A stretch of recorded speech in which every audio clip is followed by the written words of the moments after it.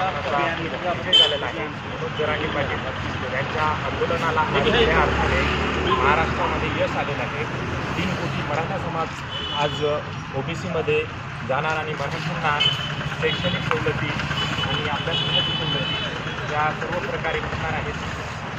मराठ्यांनी खऱ्या अर्थाने 4 महिन्यापासून 5 महिन्यापासून जो लढा चालू केला होता सरकारच्या विरोधात आणि मराठा हा जे धारे लोक आहेत त्यांच्या विरोधात, कारण मराठ्यांना विरोध होत होता, जसं की राणेसाहेब पाटील, छगन भुजबळ साहेब, गुणरत्न सदावर्ते यासारख्या लोकांनी भरपूर मराठा विरोध केला।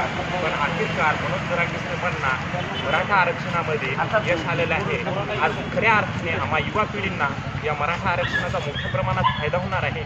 मोठ्या प्रमाणात फायदा होणारच आहे, कारण आमच्या हे छोट्या छोट्या मार्गानं मी आहे तो पोलीस भरतीची तयारी करणारा, MPSC UPSCच्या परीक्षा देणारा विद्यार्थी असून माझ्यासारख्या विद्यार्थ्याला एका मार्काची किंमत, आरक्षणाच्या बाबतीत असलेल्या सवलती या गोष्टीचा खूप मोठा फायदा होणार आहे। आणि खऱ्या अर्थानं आज आमच्या जीवनाचं तरी सार्थक होणार कुठंतरी। मी नाही, माझ्या घरातील कित्येक लोक आज आरक्षणाच्या साह्याने सरकारी नोकरी, गव्हर्नमेंटच्या सुविधा घेणार।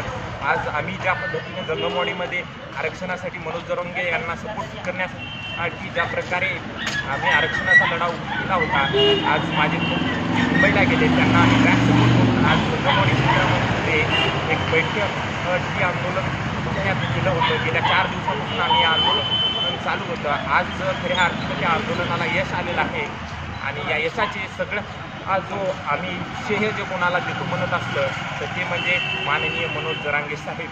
या माणसाने अख्ख्या सरकारचं शिष्टमंडळ, सर्व सरकारच्या माणसांना, सरकारी नोकरांना कामाला लावलंय। आज खऱ्या अर्थाने मी मनोज जरांगेचे मनातून आभार मानतो आणि माझे